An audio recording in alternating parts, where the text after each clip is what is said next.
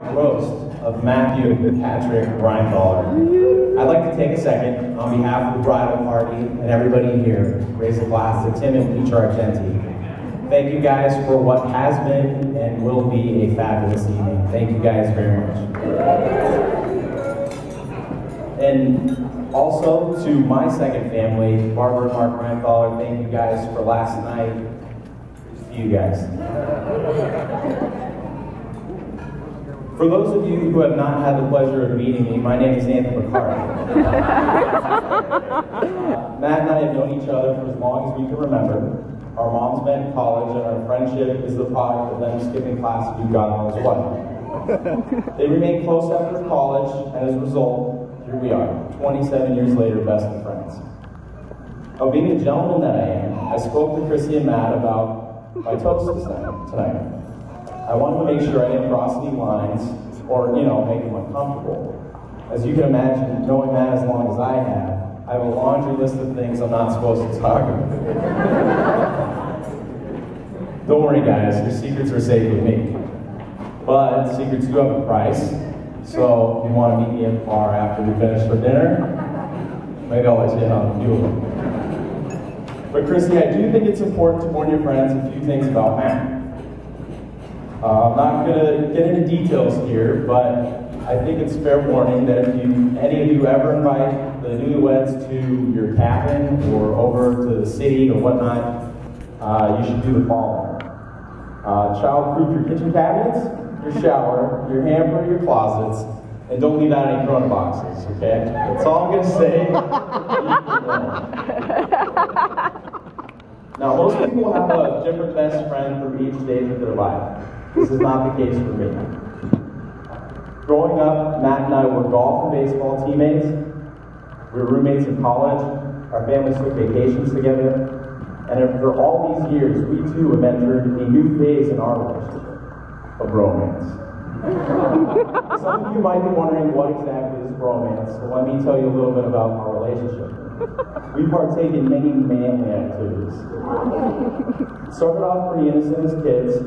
We were storm chasing before the Discovery Channel made it cool.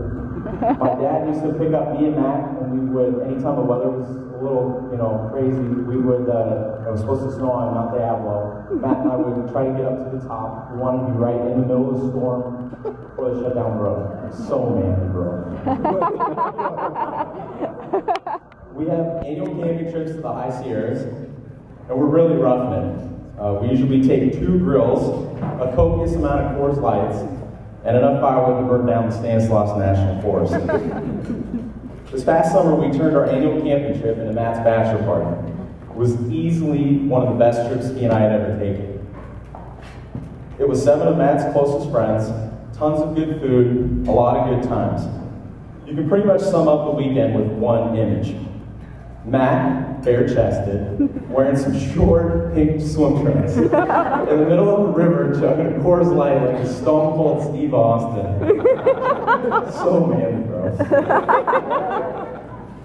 We also have mandates, and they're usually centered around a delicious meal, followed by a few hours of video games, plenty of obscene jokes, and are usually capped off with a silky smooth combination of a fine cigar and Matt's best whiskey. We contemplate life and touch on tough issues. If you're a Boston Legal fan, think James Spader, William Shatner at the end of each episode. Chrissy makes fun of us because Matt and I really enjoy cooking. But let me just say that these are not your typical meals. We're not eating tuna every can. They're well thought out meals. Usually steaks, big steaks. And when there's a Reinthaler involved, when you have meat, you have potatoes. We usually try to recreate Mark's garlic mashed potatoes and some sort of veggie. I'm sure Chrissy mocks us when she's around, but we're having a mandate. She knows when she's there and we're having a mandate, she's eating good that night. Now, we're great cooks, and that's an excellent skill for Matt to have as a married man.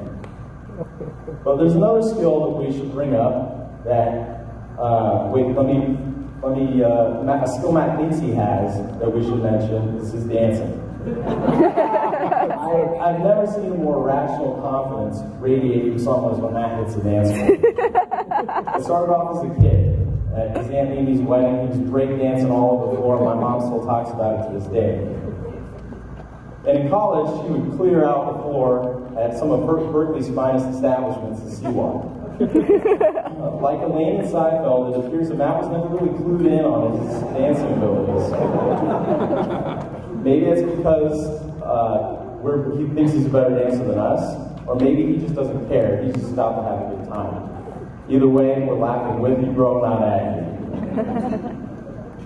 Now, all jokes aside, when I think about what marriage means to me, I think about unconditional love and support through the best and worst of times.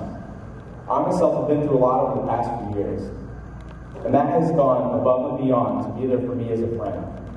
So for those of you tonight who maybe don't know Matt as well as I know Matt, rest assured that this is the man that Chrissy has married. A man that will always act selflessly and put others before himself. And there is nobody he has put further in front of himself than Chrissy. Matt, I will always be thankful for your friendship. Chrissy, I look forward to including you in our romance. So with that, everybody, let's raise a glass to Matt and Chrissy. Wait a minute, this just doesn't seem right. Matt will never toast me with champagne.